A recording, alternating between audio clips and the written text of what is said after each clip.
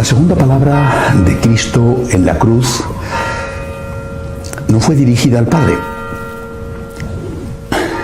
Jesús habló con alguien que estaba a su lado, muriendo junto a él, no muriendo por él, pero sí muriendo junto a él. Los dos malhechores, seguramente grandes criminales, porque por robos los romanos no crucificaban a nadie, seguramente eran asesinos, es posible que terroristas, diríamos hoy en día, de los que estaban cometiendo atentados contra los romanos, no sabemos bien, pero desde luego para los romanos grandes delincuentes.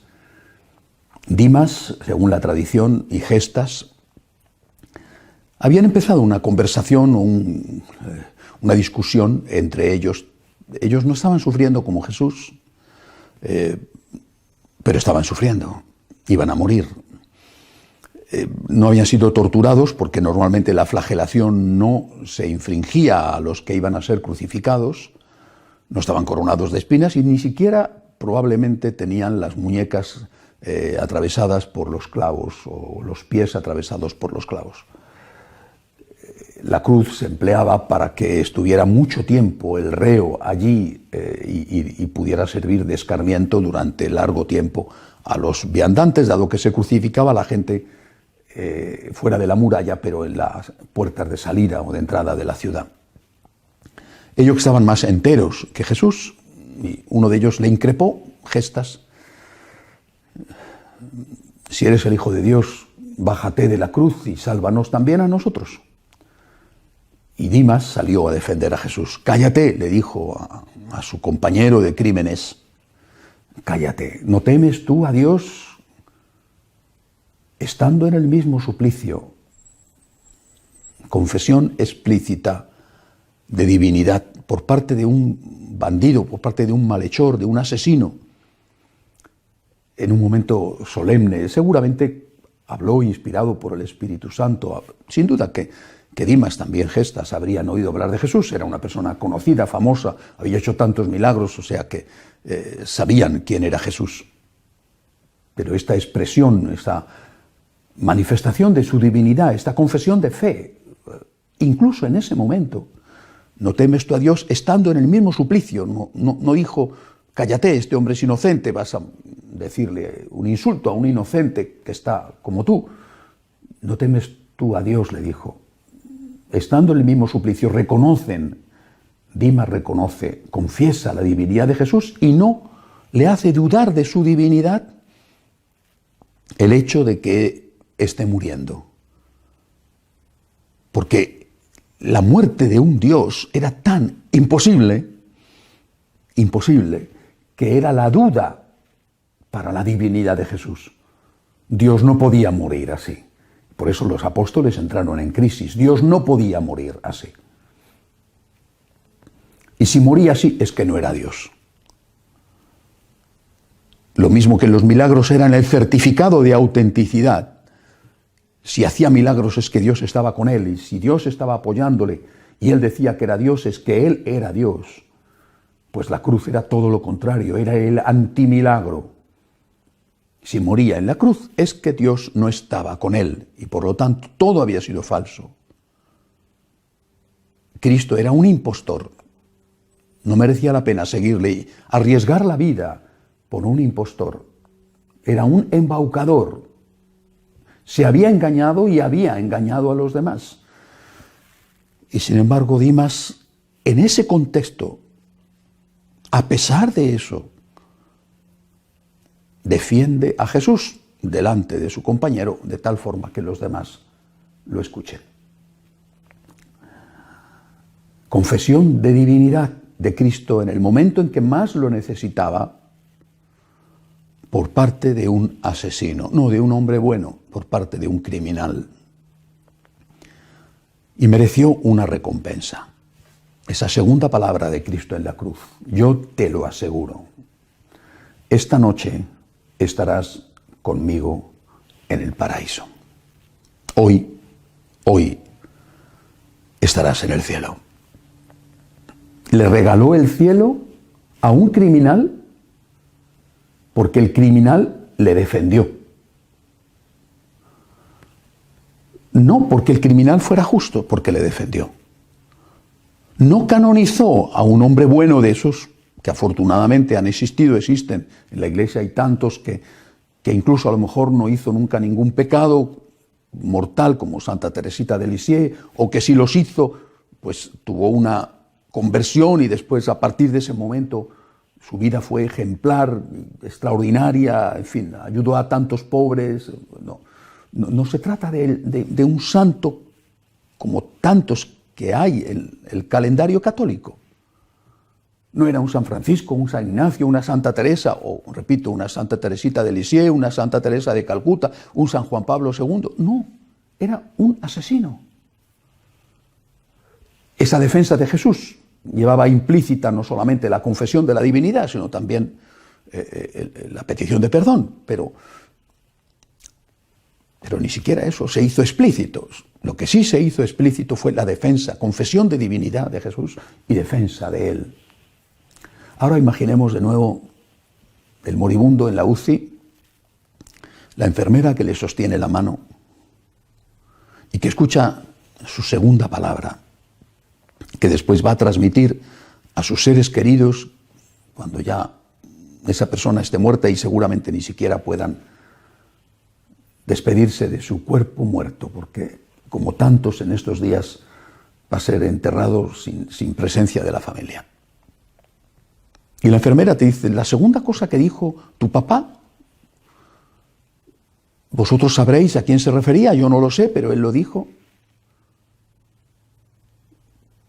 Dale las gracias a fulanito, dale las gracias a esa persona que me defendió.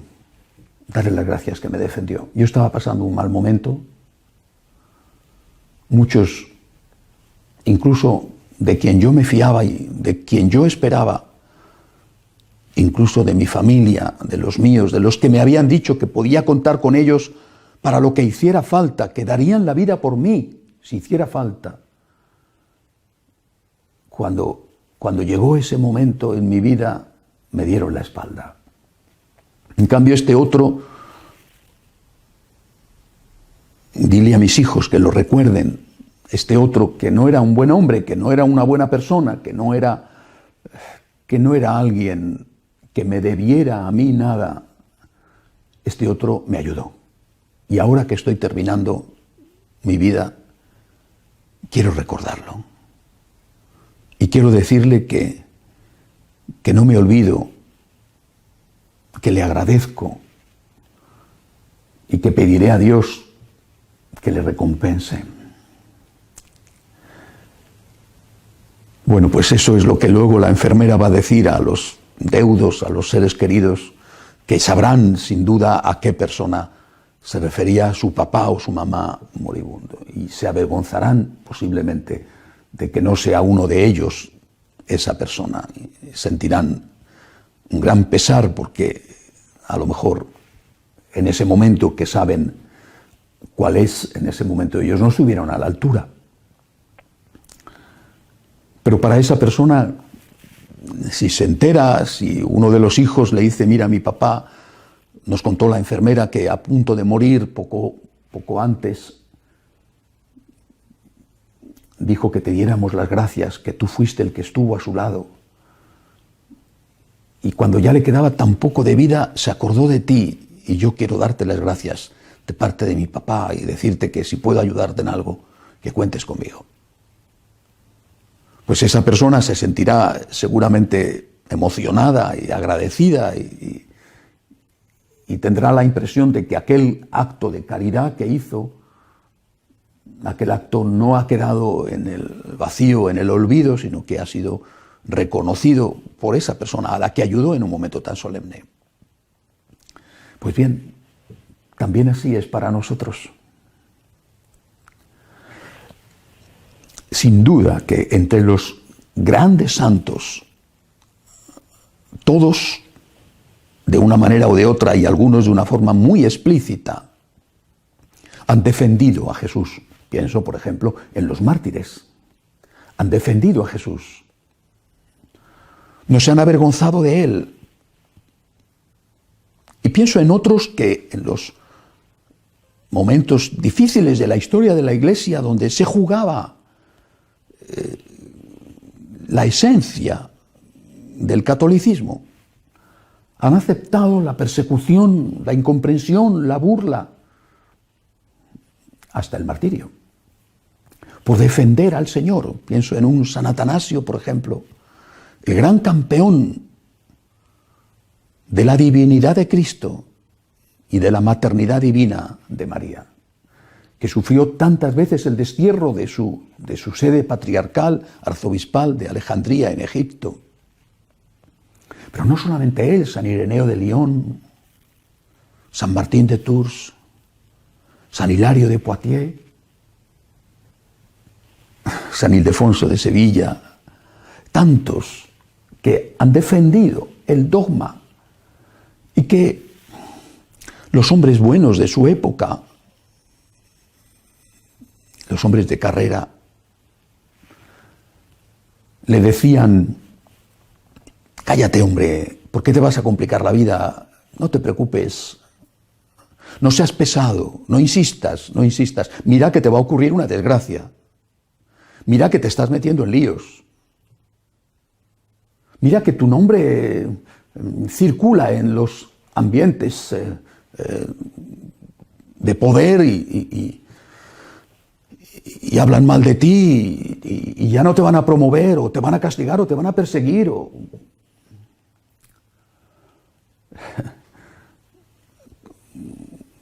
El profeta decía: cuantos me ven, menean la cabeza. Y así pasa. Así pasó, repito, con San Atanasio y con tantos. Han defendido a Jesús. Han defendido a Jesús. Ellos serán santos. No nos extraña que los santos defendieran a Jesús, que los santos arriesgaran su honor, su familia, sus bienes, su vida, por defender a Jesús. Pero Dimas no era santo. Es decir, fue santo, esa noche estuvo ya canonizado en vida, primer santo canonizado en vida por el propio canonizador, por Gisto. Pero es que no nos extraña con los santos, con San Atanasio, repito, con Santa Teresa, con San Ignacio, no nos extraña. Y sin embargo, Dimas no era santo, Dimas era un gran pecador. Este Dimas es el canonizado. Y esta es la esperanza, es nuestra esperanza. Nosotros, o por lo menos yo, que soy un pecador, nosotros, que somos pecadores, vamos a escuchar de Jesús estas palabras esperanzadoras. Tú me has defendido. Tú me has defendido. Tú has comprometido tu honor, tú te has arriesgado a la venganza.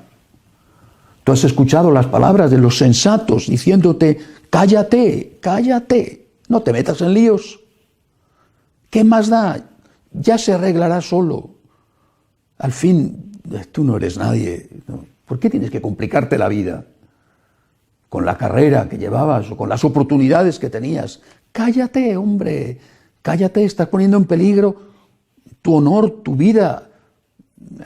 Estás poniendo en peligro hasta es posible que eso que has fundado, ¿no? Cállate, ya se arreglará solo.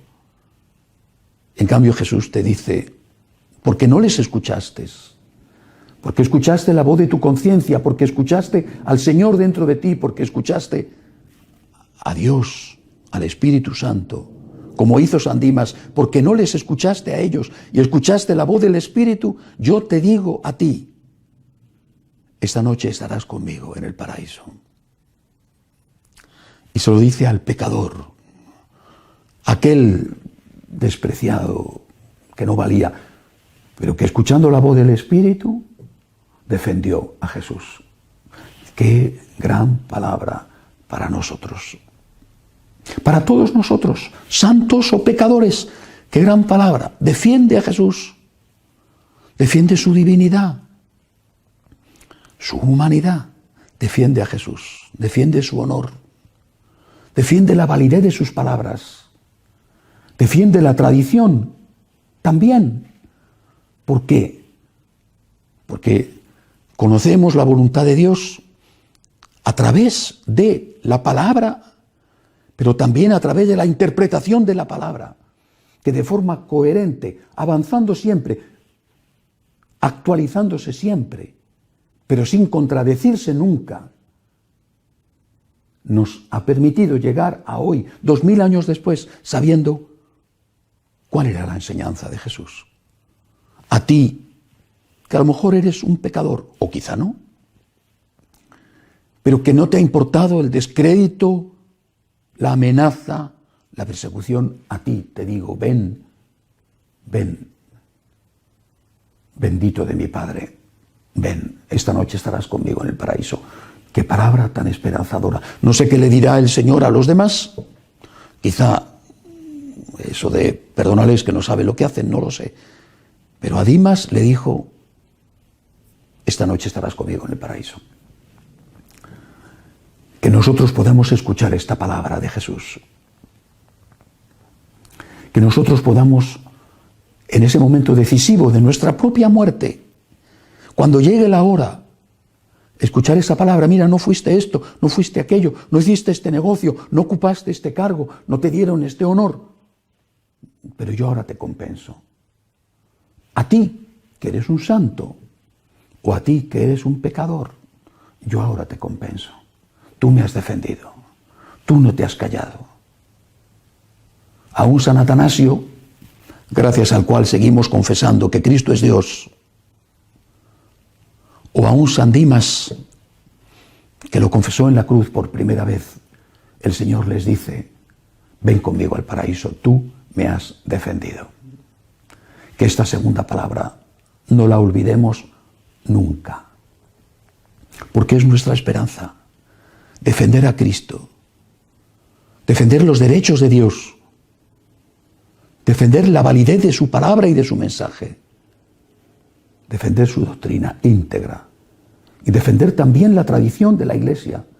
Eso a través de lo cual nos llega el mensaje siempre actualizado, pero nunca contradecido.